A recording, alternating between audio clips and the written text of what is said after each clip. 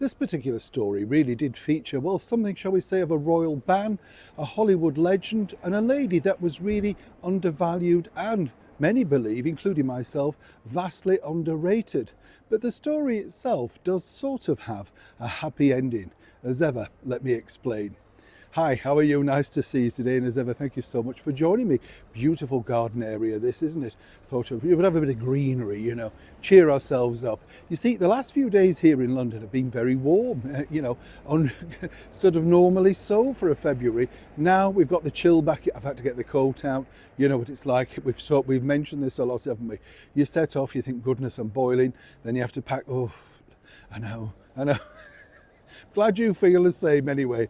Back to your story of the day. When you think about one of the biggest films, literally, of the last century, it has to be the 1939 MGM classic Gone with the Wind. Margaret Mitchell's epic book was turned into a movie, and as Mickey Rooney told me, it was one of the biggest searches in Hollywood. I think what you would really put that to today would be like a reality TV show. Every actress from Paulette Goddard to Ginger Rogers, everybody tested to play the role of Scarlett O'Hara, which went, of course, to the beautiful British actress Vivien Leigh in the end. And there were two reasons for that, really. A lot of other stars were quite willing to relinquish their salaries, including Joan Crawford. Could you have ever really seen her playing that role?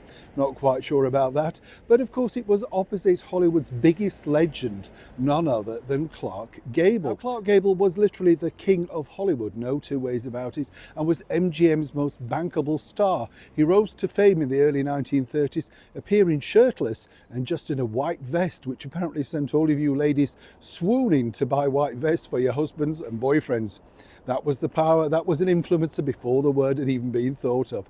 But it was this lady that really took the helm of the movie, playing Mammy, Hattie McDaniel. What an actress, what a lady. And when you look into her story, as Mickey Rooney said, she was simply more than the person that she was portrayed in that film.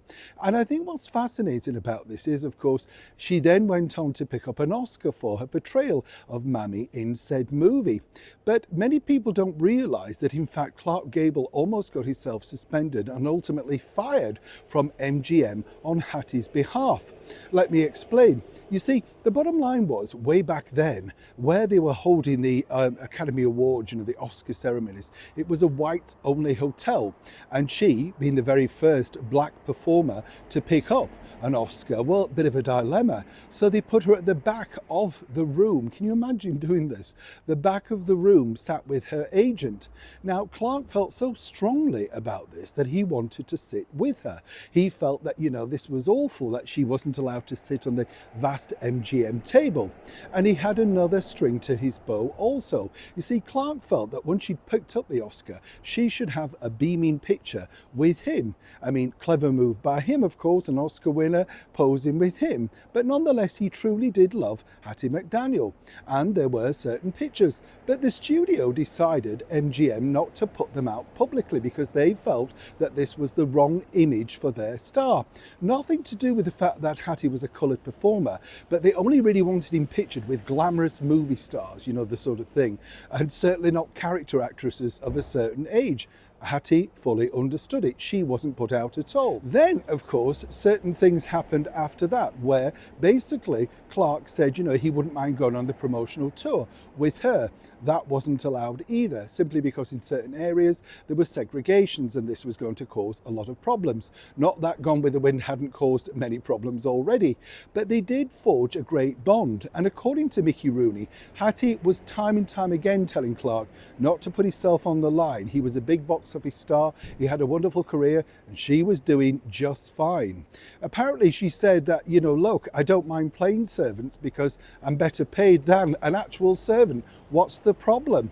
Now, the royal connection was simply this, because as you can imagine, that movie was offered to the palace, as it still is today. The biggest movies are sent through to Buckingham Palace, and would the royals like to watch them in advance or, in the privacy of the palace.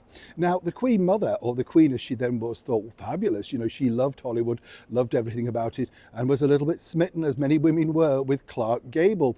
But you see, the bigger problem was that she hadn't realised how racy, for the time, the movie was. and the two young princesses were very keen to sit down and watch with her. But sadly, she had to put out a message basically saying that it would be banned. Well, it was. It was banned for Margaret and Princess Elizabeth, but not banned for the Queen Mother. Apparently, she had it rerun quite a few times. So enamoured she was with none other than Clark Gable. But what was nice, and what you find out in the documents years later, is although Hattie McDaniel's Oscar went missing, there was a letter sent from the palace literally thanking her for her performance and wishing her all the very best from Buckingham Palace, and that was from Queen Elizabeth back to Hattie McDaniel. Nobody really knows where all of these things have gone. You know, they disappeared, as they do, sadly, in this sort of history of time. Even the Oscar's still missing. I mean, why would you need that? You know, how could you possibly sell it? It's engraved with her name. But the bigger story here really is that when you think about it, MGM did treat Hattie badly, but they also treated Clark Gable incredibly badly too. He asked for a single print of the movie Gone with the Wind because he knew that this could be his pension.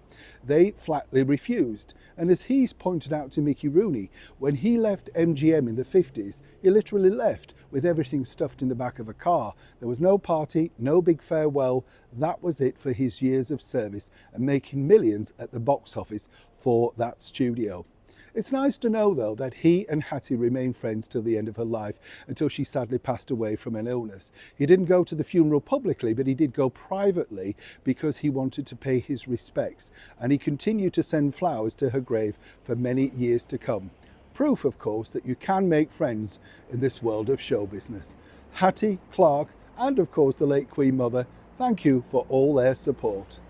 Neil Sean in the very heart of London.